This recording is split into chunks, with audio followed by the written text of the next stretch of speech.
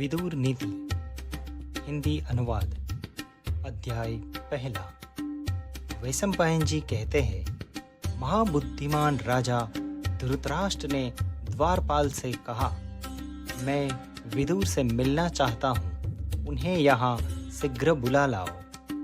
धृतराष्ट्र का भेजा हुआ वह दूत जाकर विदुर से बोला, महामते, हमारे स्वामी महाराज धृतराष्ट्र आपसे मिलना चाहते हैं। आपके ऐसा कहने पर विदुर जी राजमहल के पास जाकर बोले, द्वारपाल, धृतराष्ट्र को मेरे आने की सूचना दे दो। द्वारपाल ने जाकर कहा, महाराज, आपकी आज्ञा से विदुर जी यहाँ आ पहुँचे हैं। वे आपके चरणों का दर्शन करना चाहते हैं। मुझे आज्ञा दीजिए, उन्हें क्या कार्य बताया जाए। तब धृतराष्ट्र ने कहा, महाबुद्धिमान दूरदर्शी विदुर को भीतर ले आओ। मुझे इस विदुर से मिलने में कभी अड़चन नहीं है। द्वारपाल विदुर के पास आकर बोला, विदुर जी, आप बुद्धिमान महाराज धृतराष्ट्र के अंतःपुर में प्रवेश कीजिए। महाराज ने मुझसे कहा है कि मुझे विदुर से मिलने में कभी अड़चन नहीं है।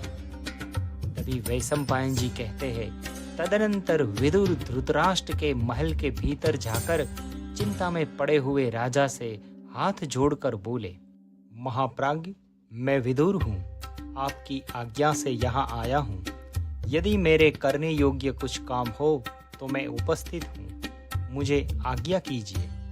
तभी धृतराष्ट्र ने कहा, विदुर, बुद्धिमान संजय आया था, मुझे बुरा भला कहकर चला गया है।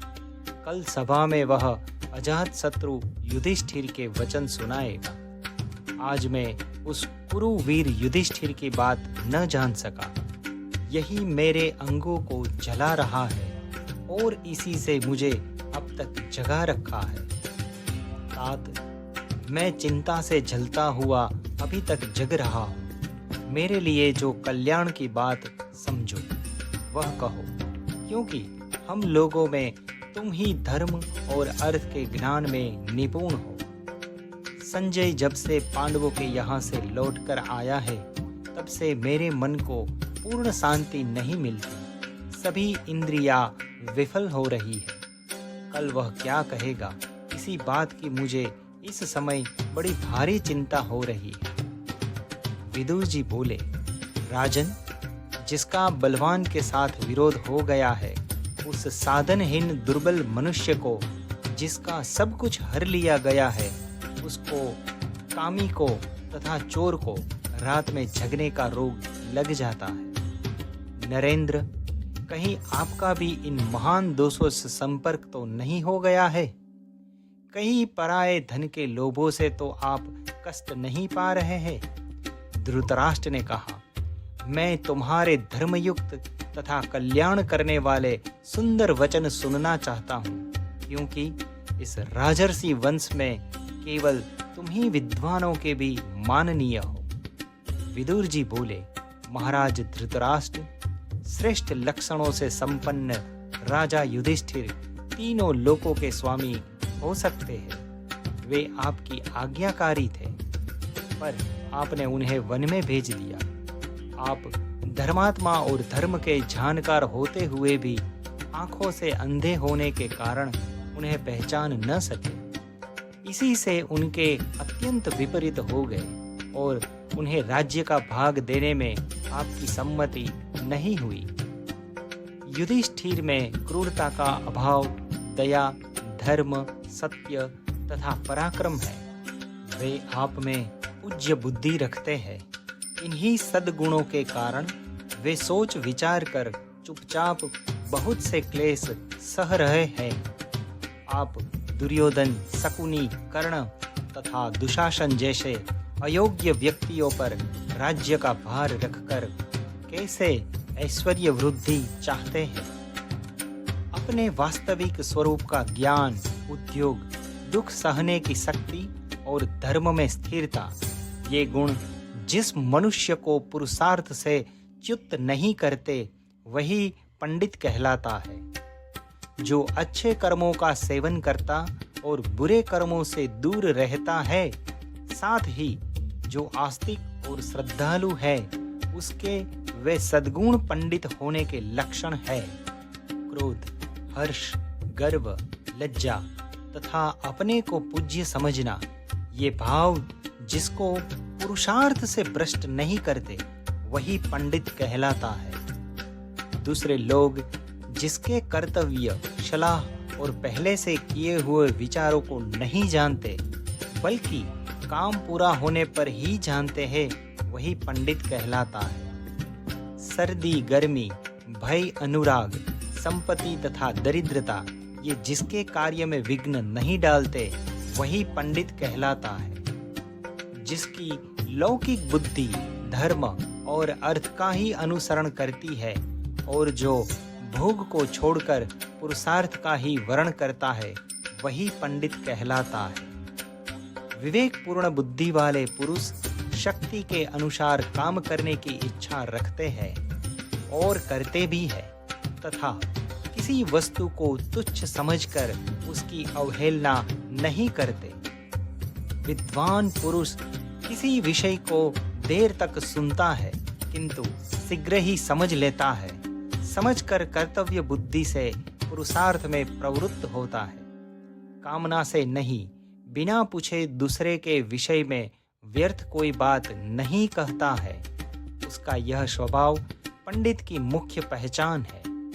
पंडितों की बुद्धि रखने वाले मनुष्य दुर्लभ वस्तु की कामना नहीं करते, खोई हुई वस्तु के विषय में शोक करना नहीं चाहते और विपत्ति में पड़कर घबराते नहीं हैं। जो पहले निश्चय करके फिर कार्य का आरंभ करता है, कार्य के बीच में नहीं रुकता, समय को व्यर्थ नहीं जाने देता और चित्त को वश में रखता है, वही पंडित कहलाता है।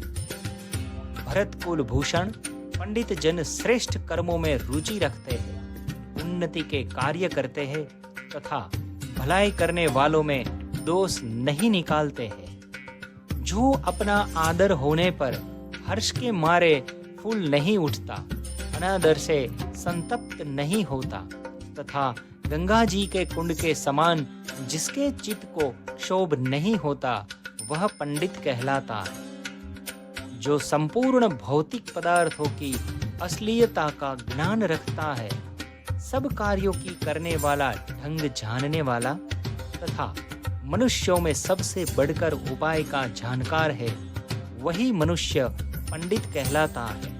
जिसकी वाणी कहीं रुकती नहीं, जो विचित्र ढंग से बातचीत करता है, तर्क में निपुण और प्रतिभाशाली है तथा जो ग्रंथ के तात्पर्य को शीघ्र बता सकता है, वही पंडित कहलाता है। जिसकी विद्या बुद्धि का अनुसरण करती है और बुद्धि विद्या का तथा जो शिष्ट पुरुषों की मर्यादा का उल्लंघन नहीं करता, वही पंडित की पदवी पा सकता है। बिना पढ़े ही गर्व करने वाले, दरिद्र होकर भी बड़े बड़े मंसूबे बांधने वाले और बिना काम किए ही धन पाने की इच्छा रखने वाले मनुष्य को पंडित लोग मूर्ख कहते हैं।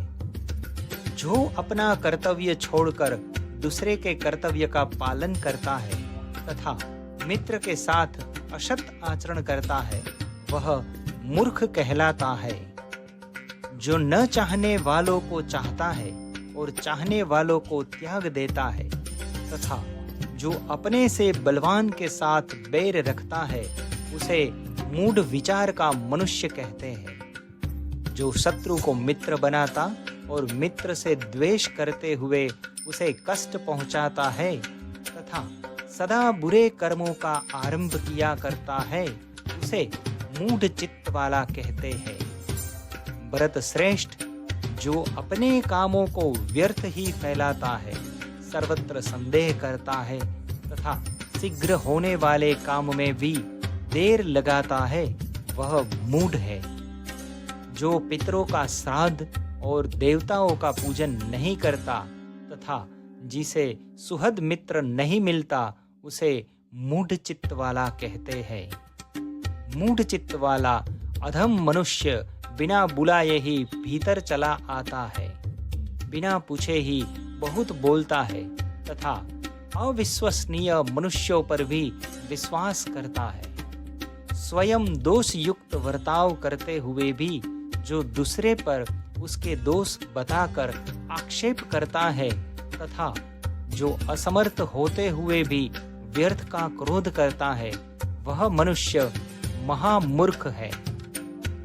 जो अपने बल को न समझकर बिना काम किए ही धर्म और अधर्म से विरुद्ध तथा न पाने योग्य वस्तु की इच्छा करता है, वह पुरुष इस संसार में मूढ़ बुद्धि कहलाता है। राजन, जो अनधिकारियों को उपदेश देता और शून्य की उपासना करता है तथा जो कृष्ण का आश्रय लेता है, उसे मूढ़ चित्त वाला कहते हैं। जो बहुत धन, विद्या तथा ऐश्वर्य को पाकर भी इठलाता नहीं चलता, वह पंडित कहलाता है। जो अपने द्वारा भरण पोषण के योग्य व्यक्तियों को बांटे बिना अकेले ही उत्तम भोजन करता और अच्छा वस्त्र पहनता है, उससे बढ़कर क्रूर कौन होगा। मनुष्य अकेला पाप करता है और बहुत से लोग उससे मौज उड़ाते हैं। मौज उड़ाने वाले तो छूट जाते हैं, पर उसका करता ही दोष का भागी होता है। किसी धनुर्धर वीर के द्वारा छोड़ा हुआ बाण संभव है, एक को भी मारे या न मारे, मगर बुद्धिमान द्वारा प्रयुक्त की हुई बुद्धि राजा के साथ साथ संपूर्ण राष्ट्र का विनाश कर सकती है। एक बुद्धि से 2 कर्तव्य और अकर्तव्य का निश्चय करके, 3 शत्रु मित्र तथा उदासीन को वश में करके, 4 शाम दान भेद दंड, 5 इंद्रिय को जीतकर और 6 संधि विग्रह यान आसन द्वेधी भाव और समाश्रय रूप गुणों को जानकर तथा 7 स्त्री जुआ मृग्या मद्य कठोर वचन दंड की कठोरता और अन्याय से धन का उपार्जन, इसको छोड़कर सुखी हो जाइए। विष का रस एक पीने वाले को ही मारता है, शस्त्र से एक का ही वध होता है, किंतु मंत्र का फूटना राष्ट्र और प्रजा के साथ ही राजा का भी विनाश कर डालता है। अकेले स्वादिष्ट भोजन न करें, अकेला किसी विषय का निश्चय न करें, अकेला रास्ता न चले और बहुत से लोग सोए हो तो उनमें अकेला न जागता रहे। राजन, जैसे समुद्र के पार जाने के लिए नाव ही एकमात्र साधन है, उसी प्रकार स्वर्ग के लिए सत्य ही एकमात्र सोपान है, दूसरा नहीं, किंतु आप इसे नहीं समझ रहे हैं। क्षमाशील पुरुषों में एक ही दोष का आरोप होता है, दूसरे की तो संभावना ही नहीं है। वह दोष यह है कि क्षमाशील मनुष्य को लोग असमर्थ समझ लेते हैं, किंतु क्षमाशील पुरुष का वह दोष नहीं मानना चाहिए, क्योंकि क्षमा बहुत बड़ा बल है। क्षमा असमर्थ को मनुष्य को गुण तथा समर्थ का भूषण है। इस जगत में क्षमा वशीकरण रूप है। भला क्षमा से क्या नहीं सिद्ध होता? जिसके हाथ में शांति रूपी तलवार है, उसका दुष्ट पुरुष क्या कर लेंगे? तृण रहित स्थान में गिरी हुई आग अपने आप बुझ जाती है। क्षमाहीन पुरुष अपने को तथा दूसरे को भी दोष का भागी बना लेता है। केवल धर्म ही परम कल्याणकारक है। एकमात्र क्षमा ही शांति का सर्वश्रेष्ठ उपाय है। एक विद्या ही परम संतोष देने वाली है और एकमात्र अहिंसा ही सुख देने वाली है। बिल में रहने वाले मेंढक आदि जीवों को जैसे सांप खा जाता है, उसी प्रकार यह पृथ्वी शत्रु से विरोध न करने वाले राजा और परदेश सेवन न करने वाले ब्राह्मण, इन दोनों को खा जाती है। जरा भी कठोर न बोलना और दुष्ट पुरुषों का आदर न करना, इन 2 कर्मों को करने वाला मनुष्य इस लोक में विशेष शोभा पाता है। दूसरी स्त्री द्वारा चाहे गए पुरुष की कामना करने वाली स्त्रियां तथा दूसरों के द्वारा पूजित मनुष्य का आदर करने वाले पुरुष, ये 2 प्रकार के लोग दूसरों पर विश्वास करने चलने वाले हैं। जो निर्धन होकर भी बहुमूल्य वस्तु की इच्छा रखता और असमर्थ होकर भी क्रोध करता है, ये दोनों ही अपने शरीर को सुख देने वाली कांटा के समान है। अकर्मण्य गृहस्थ और प्रपंच में लगा हुआ सन्यासी, ये दो ही अपने विपरीत कर्म में कारण शोभा नहीं पाते। राजन, ये दो प्रकार के पुरुष स्वर्ग के भी ऊपर स्थान पाते हैं। शक्तिशाली होने पर भी क्षमा करने वाला और निर्धन होने पर भी दान देने वाला। न्याय पूर्वक उपार्जित किए हुए धन के दो ही दुरुपयोग समझने चाहिए, अपात्र को देना और सत्पात्र को न देना। जो धनी होने पर भी दान न दे और दरिद्र होने पर भी कष्ट सहन न कर सके, इन दो प्रकार के मनुष्य को गले में मजबूत पत्थर बांधकर पानी में डुबो देना चाहिए।